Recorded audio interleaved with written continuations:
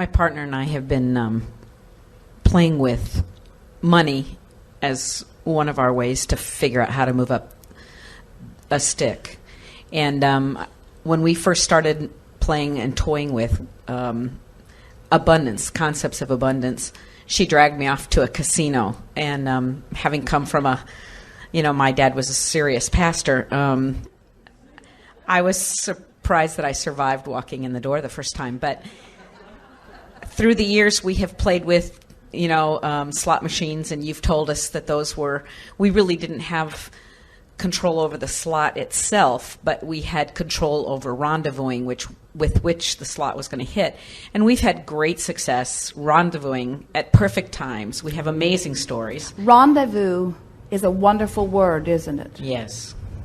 And when you're following your feeling, right. Can you feel how those rendezvous can become more timed? Yes.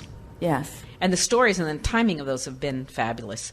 But we wanted to have a sense of an experience that felt like we had more influence, not just rendezvous, but to see if there was any additional influence we could have. A friend of ours always plays roulette, and she has an uncanny ability to walk up to a table and hit a specific number. A lot of people put money on all the numbers, which doesn't make sense to me, but she'll put money on one number and it hits. And we have watched her do it over and over and over and over. And so when the last time we went out to Vegas, she said, let's go play. And of course we figured the only number to play was this woman's number, which was 29.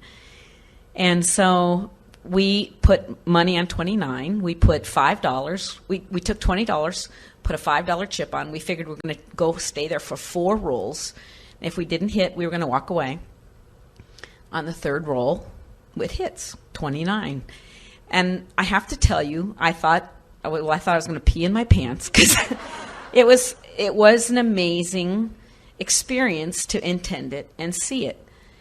In a 24-hour period, we hit it 5 times where we walk up, put money on the table, and hit it. And so over a period of now a year and a half, there's been 20 times where we have done that exact thing, walked up and put money on it. Here's my question. Wait, the room is emptying out. I figure 29 is going to get even more powerful. But there are moments, I am an eternal optimist at the same time that I used to believe that I was a total loser around money. Those don't seem to go together, but I have moved way up the stick. Now I have a reputation for being incredibly lucky, although Val is really, truly the lucky one. When we go to casinos, people follow her around because anything she gets close to seems to hit. So, but here's what I'm wondering is sometimes I will sit at the table and I absolutely, with every fiber of my being, I know it's going to hit, and it doesn't. And I think that's interesting. It's not like I'm depressed. I just am curious how it felt like absolutely it was going to, and it didn't. Well, what we would encourage you to do is begin to notice the subtle and sometimes not so subtle differences. In other words, if you can reconstitute or regurgitate a memory of what you were feeling, what the level of excitement was, or what the level of calm was right before the culmination that you were looking for, then you know what to reach for vibrationally. Because there's this feeling, sometimes Esther will say, I don't know if this is excitement or fear, and which is an interesting thing because they're very different on the vibrational scale. And we say, what that means is the desire is very strong, and so she's familiar with what it feels like to have energy focused in that way. But it depends on which end of the stick she's vibrating on, which way that actually feels. And so a feeling of calm expectation, this is the next logical step, is really the place that you want to be vibrationally and emotionally right before something manifests. That's what we were getting at as we were talking about as you begin to expect wonderful things to unfold in every day, not just after you have made a trek across the country and got on a train and a bus and a boat and a helicopter. In other words, there are all kinds of efforts that you make in order to assure a good time in a situation like this. So you vibrate yourself into a more allowing place of expectation.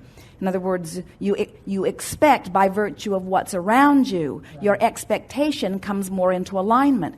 We want you to reach the place where that expectation for good things is alive and well at all times. So a game like this that you are playing, where you can feel, you know that feeling of being off the wall excited. Well, usually that feeling of being off the wall excited is not the way it feels right before something wonderful happens, because that's a sort of edge of wanting something that you don't believe. That's why it feels off the wall exciting.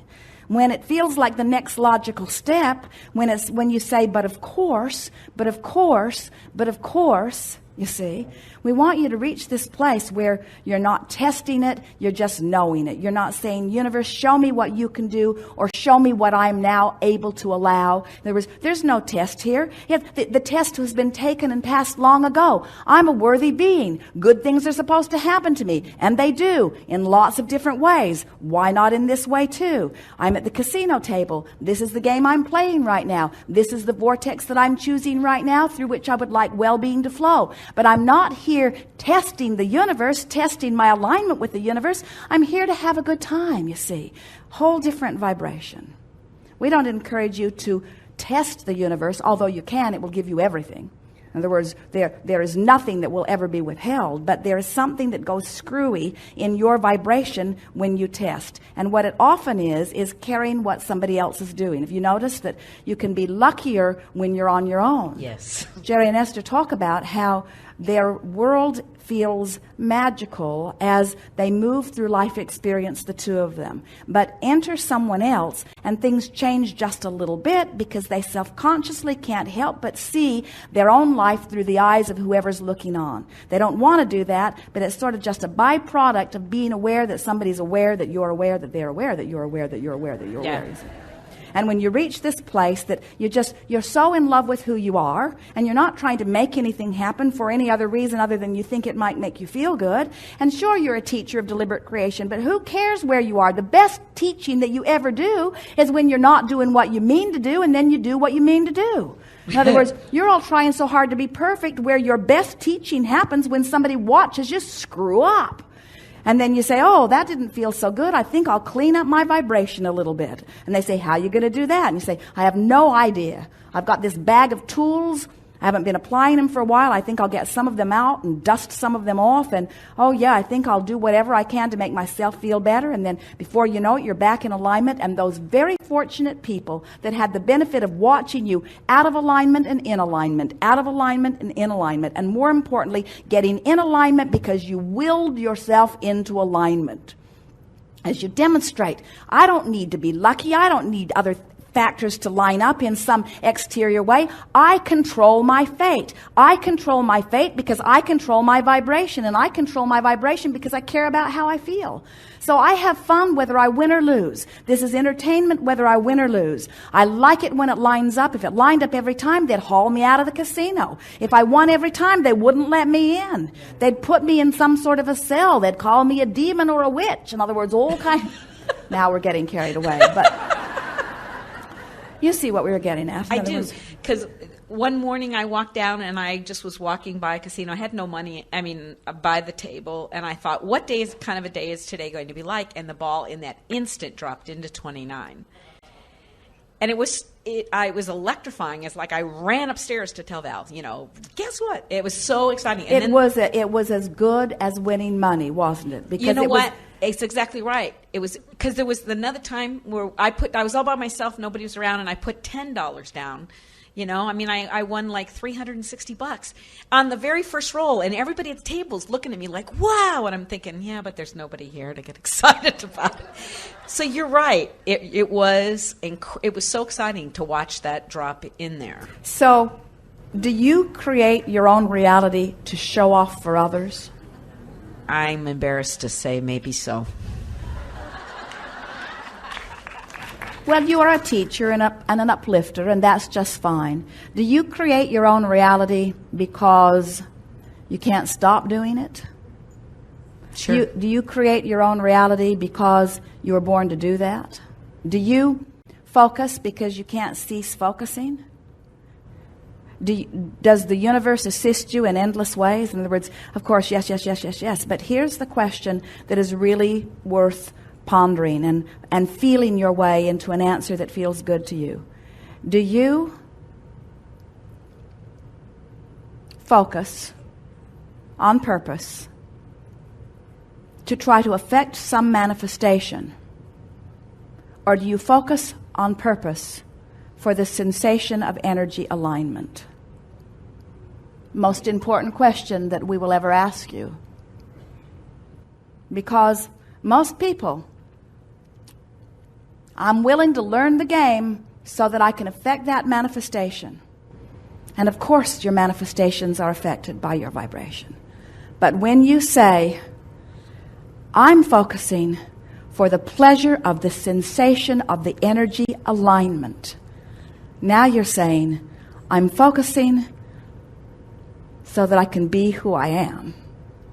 And in doing that, you become the allower of all things that you've intended even before you got here in this body. Can you feel the difference? So,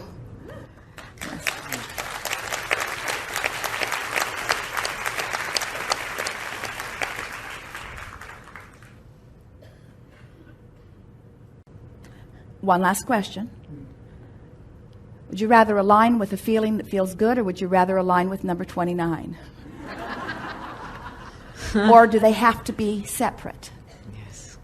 In other words, can that you are choosing in the alignment of number 29, can that be the excuse that you're using right now to find the feeling that feels good? You seeing what we get at? Yes. So when you integrate it all together, in other words, but the most important reason that I'm doing it is because I want to feel good. Right. I want to feel good. I want to feel good. And in time, you'll always feel good. We do. We always feel good. We always feel good.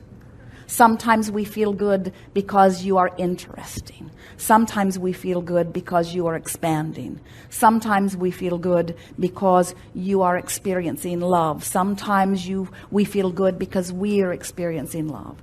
Sometimes it is because of what we are seeing with you. Sometimes it is because of what we are pondering with us. In other words, sometimes the connection that we are guiding you toward comes forth in the form of love, sometimes in the form of interest, sometimes in the form of passion, sometimes in the form of contentment.